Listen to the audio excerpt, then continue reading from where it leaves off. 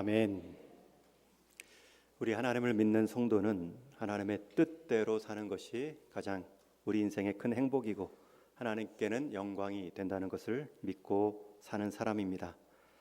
하나님을 섬긴다고, 하나님을 따른다고 말하면서도 자기 중심의 본능, 자기가 살아온 관성대로 선택하며 사는 인생은 성도의 바른 자세가 아닙니다. 그러나 이 하나님의 뜻대로 사는 것이 가장 큰 행복이요 하나님께는 영광이면 줄 알면서도 그 하나님의 뜻이 무엇인가 아는 데는 어려움이 있고, 또 하나님의 뜻을 안다고 해서 순종하며 사는 일도 역시 쉽지 않습니다. 그래서 우리는 중요한 선택 앞에서 고민만 하다 하나님의 뜻, 그 기회를 놓쳐버려 후회할 때도 있고요, 아니면 잘못된 선택을 하면 어떻게 하나 두려운 나머지 내가 환경에 선택당하는 결과를 경험할 때도 있습니다.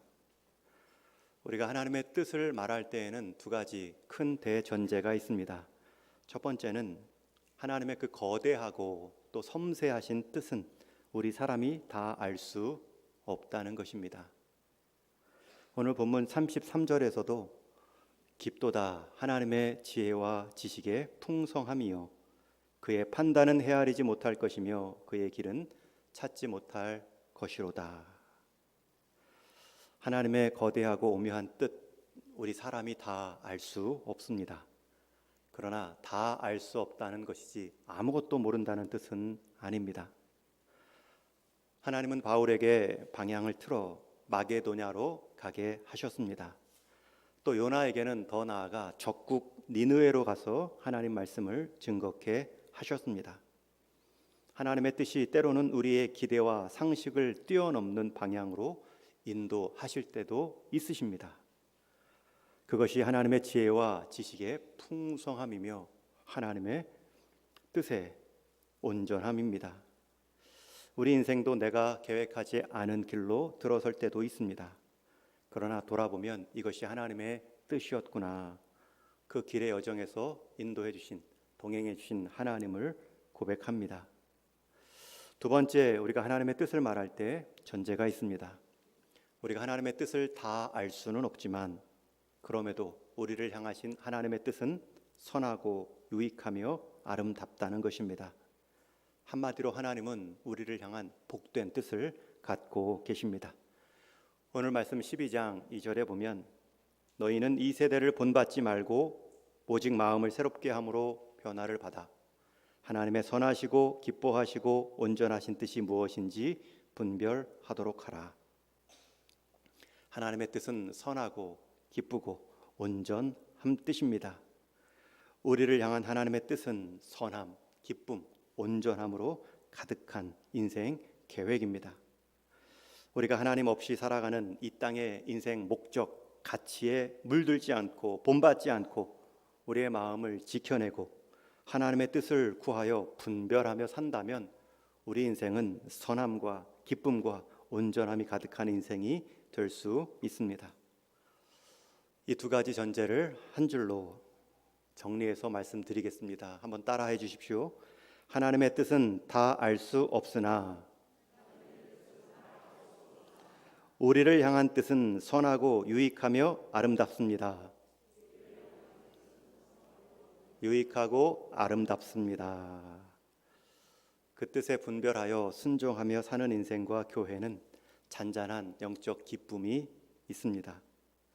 그리고 그렇게 사는 사람들의 특징은 가장 하나님의 뜻에 민감하게 반응하고 살면서도 정작 하나님의 뜻이라는 표현을 잘 말하지 않습니다. 그저 인도함을 받고 겸손하게 하나님과 동행하여 뒤돌아보았더니 그 인생 여정, 그 삶의 자취가 다 하나님의 뜻이었음을 보여줄 뿐입니다. 그러나 하나님의 뜻을 말로만 하는 사람, 늘 입에 올리는 사람도 있습니다. 하나님의 뜻이라 말하는 모습에 그 결과는 항상 갈등이고 자기 교만이 나타나며 심지어 다른 사람에게 상처를 주는 모습도 볼 수 있죠. 하나님의 뜻에 민감한 사람은 하나님의 뜻이라고 감히 말하지 않는데 하나님의 뜻에 둔감한 사람은 항상 입으로 하나님의 뜻이다 라고 말하는 경향이 있습니다. 여러분, 성도의 다툼이나 교회에 어려움이 있는 곳을 한번 잘 살펴보십시오. 가장 많이 나오는 단어가 하나님의 뜻이라는 단어입니다. 그 말을 자주 하는 사람일수록 오만하죠. 무례합니다. 기독교 2000년 역사를 보아도 수많은 교회의 잘못된 판단과 행동 역시 다 하나님의 뜻이라 말하며 행하여진 세상 권세들의 일입니다. 교황과 황제도 다 하나님의 뜻이라 말하며 자기 뜻을 이루어 왔지요. 이처럼 하나님의 뜻은 양날의 검이 될 수 있습니다. 하나님의 뜻만큼 우리 인생에 큰 유익이 있는 것도 없지만 하나님의 뜻만큼 잘못 쓰이면 위험한 것도 없습니다. 계속해서 예수님이 가르쳐 주신 주기도문을 살피고 있는데, 주기도문의 간구는 모두 6가지로 앞에 3가지는 하나님을 향한 기도로 이름, 나라, 뜻을 구하는 기도입니다. 이어지는 간구는 우리의 필요를 아뢰는 양식, 죄사함, 악에 빠지지 않는 간구입니다.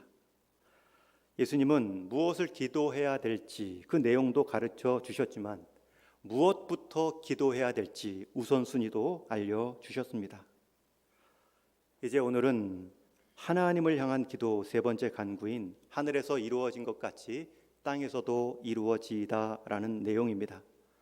이 문장을 원문대로 그대로 직역하면 당신의 뜻이 땅에서도 이루어지이다, 그 뜻이 하늘에서 이루어진 것처럼, 중심 문장은 당신의 뜻이 이 땅에서도 이루어 주옵소서입니다. 여기서 말하는 당신의 뜻, 하나님의 뜻은 무엇입니까? 그 하나님의 뜻의 성격은 앞에서 선하고 기뻐하고 온전하신 뜻이다 말씀드렸는데요. 그럼 그 하나님의 뜻 자체는 무엇입니까? 라고 물으면 우리는 2가지로 답할 수 있습니다. 첫 번째는 성경을 통해 드러난 자명한 뜻입니다. 십계명의 말씀이나 그리스도를 믿는 자에게는 누구나 영생이 있다라는 약속의 말씀이나, 또 시편 17편의 말씀처럼 여호와의 율법은 완전하여 우리의 영혼을 소성시키고 여호와의 교훈은 정직하여 우리의 마음을 기쁘게 하고, 그 율법과 교훈, 우리를 향해 분명히 말씀하신 우리의 영혼을 소송케 하고 우리의 마음을 기쁘게 하는 그 하나님의 말씀이 하나님의 분명한 뜻입니다. 그래서 성경 전체에서 가장 명확하게 보여주는 하나님의 뜻이 있죠. 요한일서 5장 13절 이하 말씀 한 번을 같이 읽겠습니다. 시작. 내가 하나님의 아들의 이름을 믿는 너희에게 이것을 쓰는 것은 너희로 하여금 너희에게 영생이 있음을 알게 하려 함이라. 그를 향하여 우리가 가진 바 담대한 것이 이것이니 그의 뜻대로 무엇을 구하면 들으심이라. 하나님의 아들 예수 그리스도를 믿어 영생을 얻는 것, 이것은 분명한 하나님의 뜻입니다. 선하시고 하나님이 기뻐하시고 온전한 뜻입니다. 그리고 그 약속을 붙들고 담대하게 사는 것도 하나님의 뜻입니다. 그리고 그렇게 하나님의 아들을 믿는 그 믿음으로 하나님의 뜻 따라 구하면 듣고 응답받는 것도 믿는 것이 하나님의 뜻입니다. 이처럼 하나님의 뜻은 성경에 분명히 명확히 기록되어 있습니다. 여러분, 내가 아직도 끊지 못한 분명한 성경이 금하는 죄가 있는지요? 그러한 상황에서 하나님의 뜻이 무엇인가 물을 필요가 없지요. 죄의 환경 가운데, 반복되는 죄의 실수 가운데 나를 두지 않는 것이 하나님의 뜻입니다. 나도 모르게 죄의 환경 가운데 발걸음을 다른 곳으로 돌리는 것이 하나님의 뜻입니다. 뻔한 죄의 유혹의 한복판에 서 있으면서도 하나님의 뜻이 무엇인가 물을 필요가 없습니다. 하나님의 뜻은 선을 행하고 악을 멀리하는 첫 번째 분명한 뜻이 있습니다.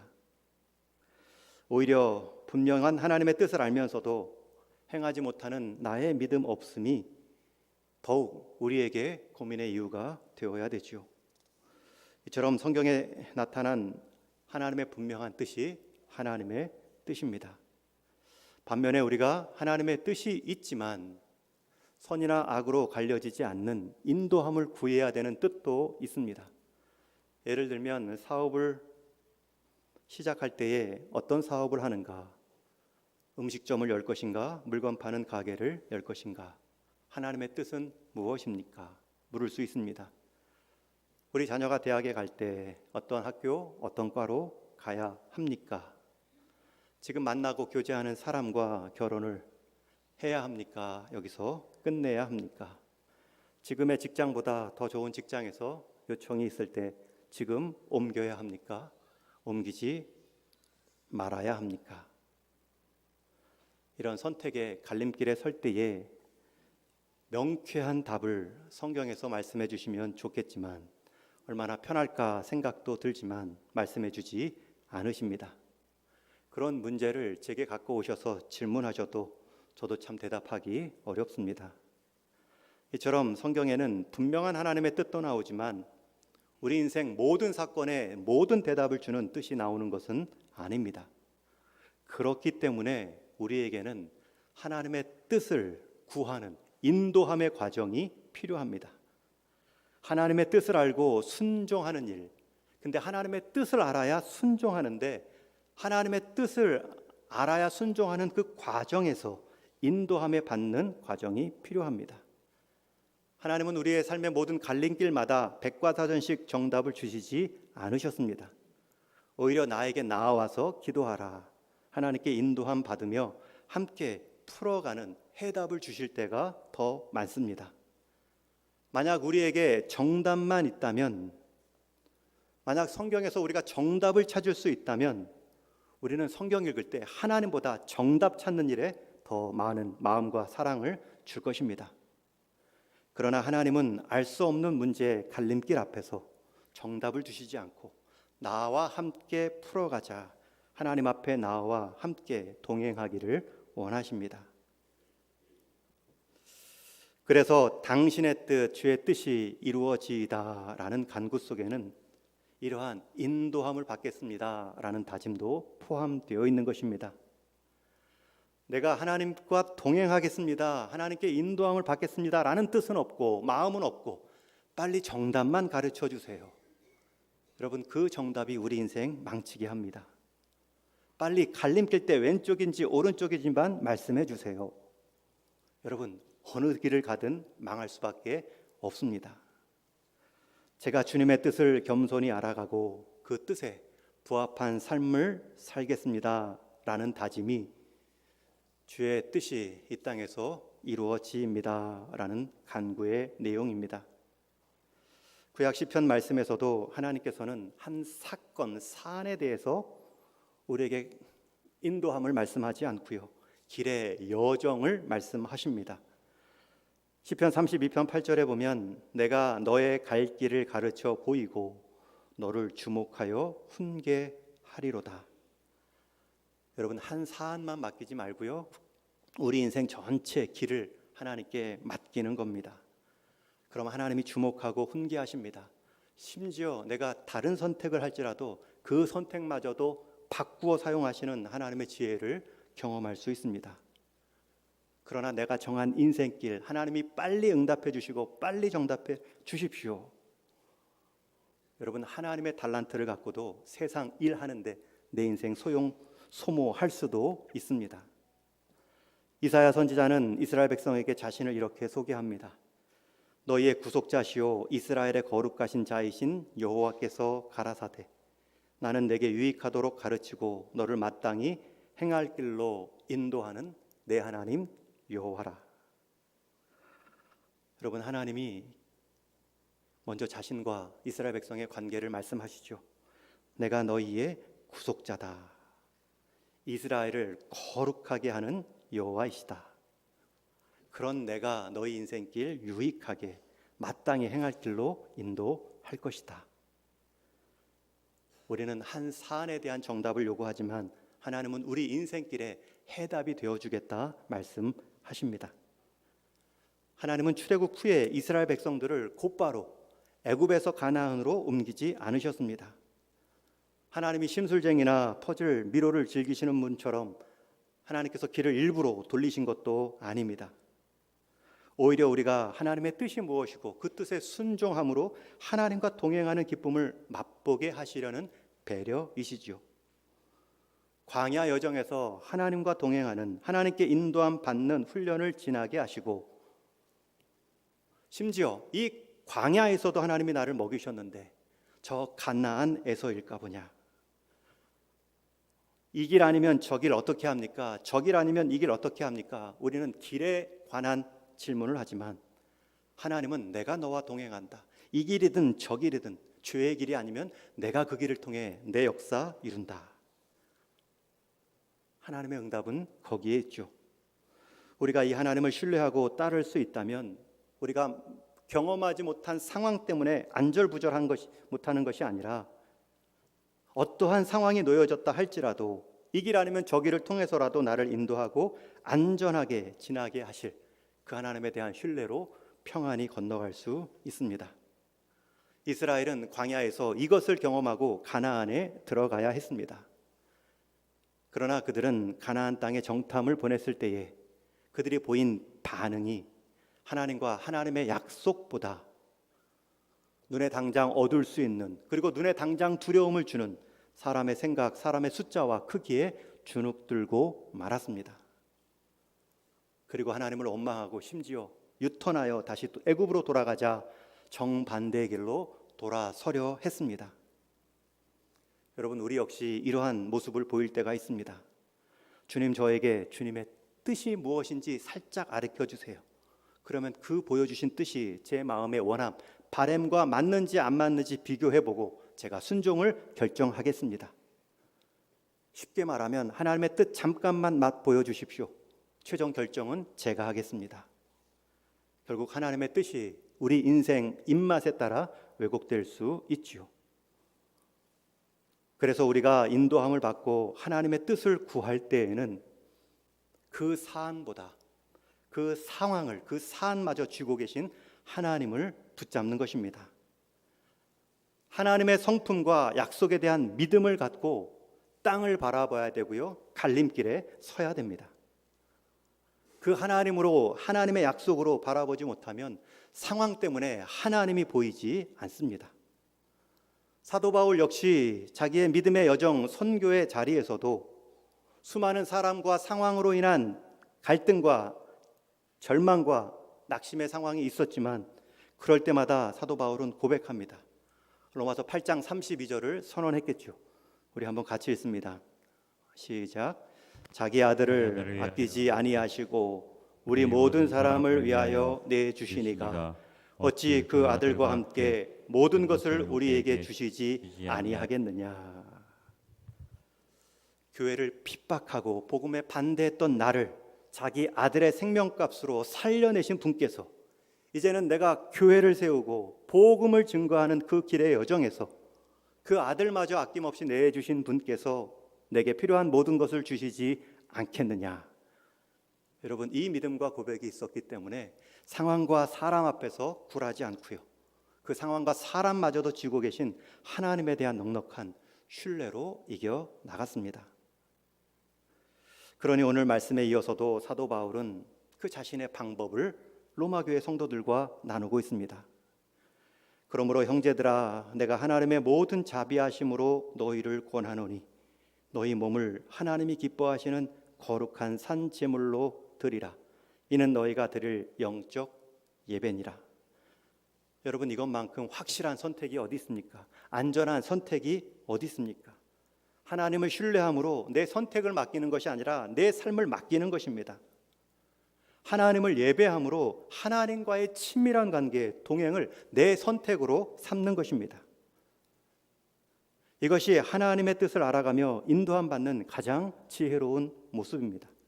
시편 25편 말씀에서도 여호와의 친밀하심이 그를 경외하는 자들에게 있으며 그의 언약을 그들에게 보이시리로다. 하나님과 친밀함, 하나님을 경외함으로 하나님과 친밀함을 경외하는 사람, 하나님이 앞서 행하시지요. 길을 열어주시죠. 나의 선택 문제가 아니라 하나님의 길 열어주심을 보게 되는 것입니다. 하나님은 우리가 무슨 선택을 하는가, 사안에 대한 선택에도 관심이 있으시지만 하나님은 우리가 어떤 사람인가에 더 깊은 관심을 두십니다. 하나님은 우리가 얼마나 옳은 선택, 복된 선택을 하는가 지켜보시기도 하시지만 하나님은 우리가 얼마나 복된 존재로 살아가고 있는가 더 지켜보고 계십니다. 왜냐하면 결국 어떤 사람인가가 어떤 선택을 하는가를 결정하기 때문이지요. 그가 어떤 존재로 살아가는가가 그가 결국 어떤 방향으로 가는지를 선택하기 때문입니다. 우리는 선택하는 나는 살펴보지 않고 내가 선택하는 문제만을 살펴볼 때가 있죠. 일전에 한 연예인이 술을 마시고 운전하다 걸린 적이 있죠. 기자가 당신 음주운전한 건 맞습니까? 라는 질문에 그의 대답은 나는 술을 마셨지만 음주운전은 하지 않았습니다. 이 말은 나는 문제가 없는데 나에게 문제를 일으킨 술이 주범입니다. 여러분, 그런데 그 술을 마신 것은 나입니다. 술을 마신 후에 운전대를 잡은 것도 내가 내린 선택입니다. 술과 친해졌으니 술이 결정한 것을 따랐을 뿐이지요. 여러분, 친밀한 대상이 우리의 선택을 결정합니다. 세상과 친밀하면 결국 세상 방법을 택하지요. 하나님의 달란트, 자원마저도 세상 한복판에서 소모하는 인생이 될 수 있습니다. 그러나 하나님과 친밀하면, 그래서 하나님이 선택하시고 길을 내어주시면 세상 한복판에서도 세상의 자원을 가지고 하나님께 영광 돌릴 수 있는 인생이 될 수 있습니다. 친밀함이라는 단어는 많은 노력과 오랜 시간을 요하는 표현이죠. 하나님과 친밀함은 우리를 살리고 남을 살리는 가장 바른 선택의 방법입니다. 진정한 올바른 선택은 우리의 삶을 하나님께 맡기는 것이죠. 자유함과 성숙함에 이르는 방법입니다. 그러면 한 가지 더 질문할 수가 있습니다. 그렇다면 구체적으로 이것이 하나님의 뜻인지를 어떻게 점검할 수 있습니까? 제가 하나님의 동행을 믿고 제가 이제 분명한 성경에 나온 하나님의 뜻이 아닌 제 선택을 통해 이루어 가야 될 하나님의 결정들을 제가 어떻게 확인할 수 있습니까? 라는 질문에는 제랄드 시처가 쓴 하나님의 뜻이라는 책에 세 가지 기준을 말할 수 있습니다. 첫 번째는 하나님의 분명한 말씀의 원리, 이것이 역시 첫 번째입니다. 하나님의 말씀의 경계선 가운데 내 행복의 기준, 내 선택의 기준을 두는 것입니다. 세상은 더 큰 행복을 말하지만 경계선을 넘어설 때 포기하는 것, 그것이 하나님께 인도함 받는 선택의 첫 번째 기준이죠. 분명한 하나님의 뜻, 왜곡하며 상황을 더 크게 말할 이유가 없습니다. 내 마음의 평안도 하나님의 경계선을 넘어설 수 없습니다. 하나님께서 여러 결정 가운데 그 마음에 소원한 것은 해로울지라도 변치 않는 것을 기뻐하신다. 그 말씀이 생각하면 우리가 사람, 또 상황, 또 내 이권 따라 쉽게 말을 바꾸는 선택은 하지 않을 것입니다. 오히려 그 자리를 묵묵하게 신뢰함으로 지켜낼 때에 주시는 하나님의 뜻과 복이 있음을 믿고 지켜나가는 것이죠. 여러분, 하나님의 말씀이 내 삶의 첫 번째 검증 기준이라면 내 마음, 내 삶의 자리들마다 하나님의 말씀이 풍성한 것이 우리 선택의 올바름을 결정하는 데 큰 도움입니다. 실수를 줄일 수 있습니다. 두 번째, 하나님의 인도하심의 기준은 환경의 순적함입니다. 예를 들면 대학이나 진로, 직장, 분명히 하나님은 자기의 선하신 뜻을 우리 마음에 소원을 두고 일하신다라는 약속의 말씀이 있습니다. 하나님은 우리의 성향 바꾸어서 때로 일하시기도 하지만 대부분은 우리의 성향 따라 그 지어진 그 성품 따라 적성 따라 일하십니다. 달란트 주신 대로 장사시키십니다. 결혼을 준비할 때에도 미리 나와 같은 신앙의 동지, 믿음에 양보할 수 없는 자리들, 잘 준비된 사람을 위해 기도합니다. 여러분, 그 대상만을 위해 기도하지 않지요. 나도 그 대상에 합당한 삶으로 준비되도록 기도하는 모습이 가장 좋은 대상을 찾는 자세이죠. 물론 하나님은 환경의 순적함을 넘어서서 일할 수 있습니다. 바울에게도 전도여행 2차 중에 유럽 쪽을 향하여 마게도냐로 가도록 명하셨고요. 또 요나에게는 당시 이스라엘과 적대국이었던 니느웨로 하나님의 말씀, 회개의 증거를 말씀하셨습니다. 그러나 그렇게 순적한 환경, 상상을 넘어서는 일 가운데에는 마게도냐에게 와서 도우라는 마게도냐인의 환상이 있었고, 요나를 물어 삼켜 내버린 큰 물고기도 있습니다. 그만큼 극적인 반전에는 극적인 사인이 있다는 것이죠. 그 외에는 하나님은 순적함으로, 환경의 순적함으로 일하신다 여기면 맞습니다. 하나님이 드라마틱하게 일해 주십시오, 그렇게 기도하기 전에 하나님 제게 주신 모든 상황의 순적함으로, 환경의 순적함뿐만 아니라 내 마음의 평안함으로도 인도해 주십시오. 그럴 때 마음의 감사, 평안이 내가 하나님께 제대로 인도함 받고 있구나 분명한 사인으로 삼을 수 있습니다. 마지막 세 번째는 믿음의 공동체입니다.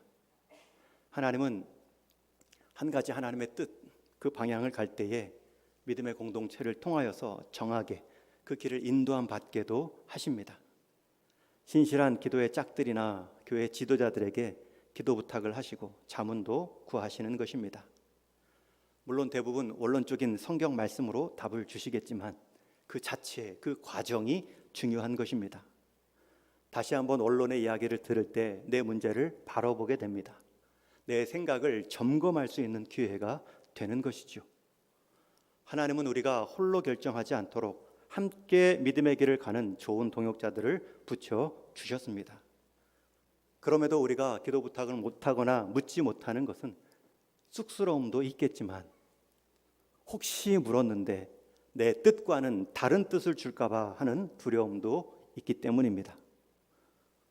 그래도 잠시 두려운 것이 낫지 오판을 통하여서 평생 두려움 가운데 살아갈 수는 없습니다. 여러분, 이 세 가지 요소를 기억하십시오. 하나님 말씀의 원리, 환경과 내 마음의 순적함과 평안, 그리고 성숙한 성도들의 조언과 기도. 이것이 한 방향으로 쭉 정렬될 때에 이것은 하나님이 우리를 인도하고 계시는구나, 하나님의 뜻이 내 선택 가운데 증거되어 있구나 라는 증거로 삼을 수 있습니다. 나의 선택이 하나님의 뜻일까? 우리는 한 치 앞도 모르고 살아가는 인생들입니다. 5분 앞도 내다볼 수 없는 삶입니다. 그러기에 갈림길에 설 때마다 늘 고민이고 인생의 다양한 문제 앞에 무기력할 때가 많습니다. 그러나 조금만 더 우리의 마음을 하나님께 열어놓으시면 하나님의 뜻은 대부분 환히 밝혀져 있습니다. 오히려 내 숨은 탐욕과 죄의 관성이 그 뜻을 거부하고 있을 뿐이지요. 한 치 앞도 알 수 없는 불확실한 미래를 살아가지만 그 불확실한 미래 가운데 확실한 것은 우리를 향한 하나님의 선하신 뜻은 멈춤이 없다는 것입니다. 우리가 다 알지 못한다고 해서 못 가는 길이 아닙니다. 하나님은 하나님 자신의 성품을 약속 삼아 우리 길의 안전함, 신뢰를 보장해 주셨습니다. 그분께 내 삶을 맡기고 한 걸음 한 걸음 인도함 받으면 어느새 뒤돌아봤을 때 이것이 하나님의 뜻이었구나, 하나님 자신의 뜻이 우리 인생을 통하여 이루어지신 것을 볼 수 있습니다.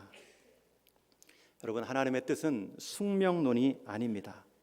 이미 다 결정해놓고 우리 사람을 무대에 올려진 연극인들처럼 대본에 맞추어 살게끔 조작된 삶이 아닙니다. 하나님은 우리에게 자유로운 선택으로 하나님을 선택하고 하나님의 영광스러움을 경험할 수 있도록 많은 기회를 주셨습니다. 그러니 좋은 선택했다고 이후에 기도가 필요 없다는 것도 아니고, 나쁜 선택을 했으니 이후에 기도가 무용하다 완전히 포기해서도 안 됩니다. 누가 봐도 좋은 선택을 했음에도 기도 없이 방종으로 살아간다면 그 선택이 더 해악이 될 수도 있고요. 또 후회하는 선택을 일시적으로 했다 할지라도 기도하며 하나님 앞에 인도하심을 구하시면 그 선택마저도 사용하시는 그의 기대를 넘어선 하나님의 결실을 볼 수 있는 인생이 될 수 있습니다. 이제 말씀을 맺습니다. 당신의 뜻이 이 땅에서 이루어지이다. 하늘에서 이루어진 것처럼. 하나님은 우리가 이 땅의 결정이 마치 하나님께서 미리 약속하신 것처럼, 이미 계획한 것처럼, 하나님의 뜻처럼 살아가는 우리의 선택의 자유도 주셨습니다. 그리고 그 선택길에 설 때마다 사안의 선택이 아니라 관계의 선택임을 오늘 답으로 주십니다. 하나님의 뜻은 갈림길의 문제가 아니라 친밀함의 문제입니다. 하나님은 우리의 사안뿐만 아니라 우리의 사람됨에도 관심이 있으십니다. 그렇기 때문에 하나님의 뜻은 판단의 문제가 아니라 순종의 문제입니다. 오늘도 하나님은 우리를 훈련시켜 나가십니다. 성령 강림주일로 기념하고 지키는데요, 성령 인도함 받는 삶, 하나님이 약속해 주신 삶입니다. 우리가 육신의 소욕대로만 살 것이 아니라 성령의 소욕 따라 살게 하옵소서. 참된 자유가 무엇이고 하늘에서 이룬 것 같이 땅에서도 이루어진다는 그 기도의 내용이 무엇인지를 경험할 수 있는 인생입니다. 바라기는 저와 여러분, 오늘 한날도 하나님께서 갈림길, 선택의 상황이 있을 때마다 사안의 선택이 아니라 하나님의 친밀함의 선택, 하나님과 동행의 선택을 하심으로 이 길 저 길의 문제가 아니라 이 길 저 길마저도 하나님께서 자신의 영광을 드러낼 수 있는 그러한 기쁨, 자유, 감사의 삶으로 여러분의 선택을, 또 하나님의 뜻을 이 땅 가운데 이루어갈 수 있기를 주님의 이름으로 간절히 축원합니다.